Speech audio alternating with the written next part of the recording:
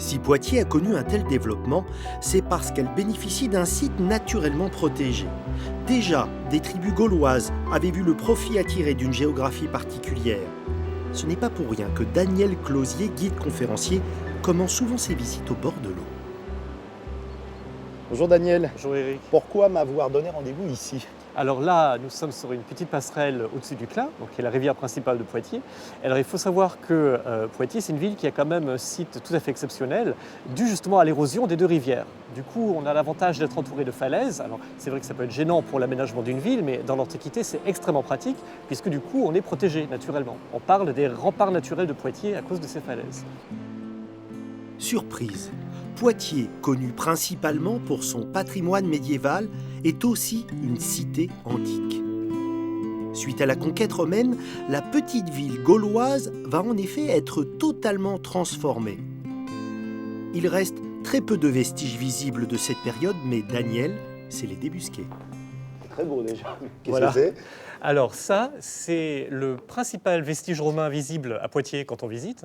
C'est tout ce qui reste, du moins on va dire de visible facilement, de l'amphithéâtre qui a été construit au 1er siècle après Jésus-Christ. Alors c'est quelle partie de l'amphithéâtre? Alors c'est un couloir d'accès et ce qu'on voit en fait là derrière nous, c'est en réalité ce n'est pas l'amphithéâtre lui-même, c'est le squelette de l'amphithéâtre si on veut. C'est les pierres de construction qui à l'origine étaient recouvertes d'un beau parement en pierre qui a disparu après l'abandon de l'édifice. J'ai un peu de mal à réaliser ce que ça donnait un amphithéâtre ici. Alors effectivement, c'est pas avec les vestiges qui sont là qu'on a une très bonne idée. Il faut pour ça avoir un peu d'imagination. Alors justement, il y a là j'ai avec moi une aquarelle de Jean-Claude Golvin qui a été faite il y a quelques années. Oh là! Voilà, à partir des informations les plus récentes qu'on a sur le bâtiment.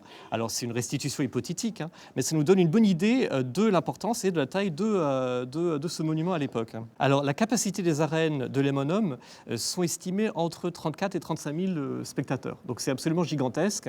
C'est parmi les plus grands amphithéâtres jamais construits en Gaule par les Romains. Alors qu'il est resté en ruine pendant très très longtemps, il a été quasi totalement démoli à partir des années 1857 à peu près.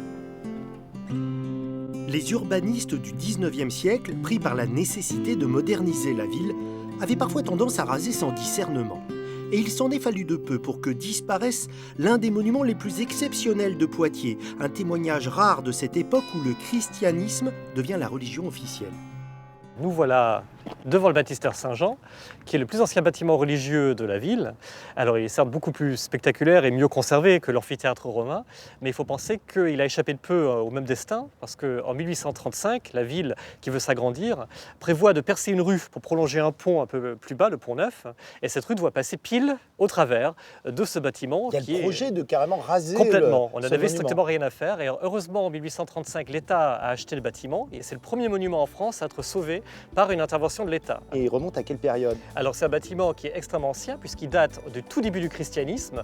Ses origines remontent au 4e, 5e siècle. Et alors de l'extérieur, c'est une élévation qui est déjà assez chouette, mais il faut penser que c'est surtout l'intérieur qui est particulièrement spectaculaire.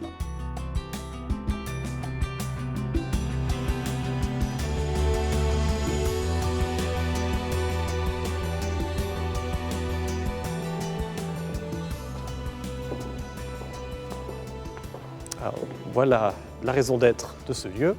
C'est-à-dire? Alors là, vous avez la piscine baptismale.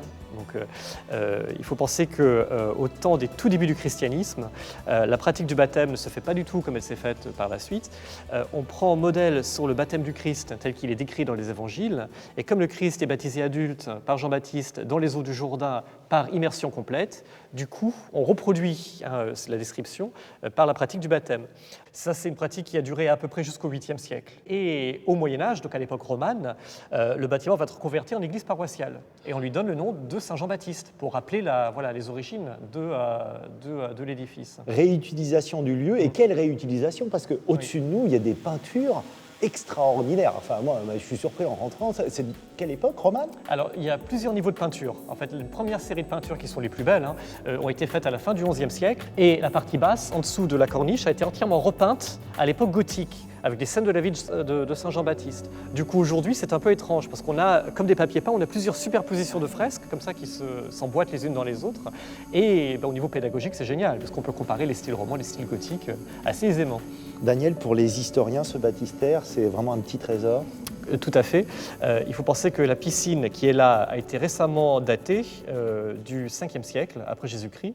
Et l'état de conservation exceptionnel du bâtiment, qui est un vrai reliquaire des âges, en font un des plus anciens bâtiments chrétiens conservés en Gaule. Donc c'est vraiment un témoin précieux du développement du christianisme à ce moment-là.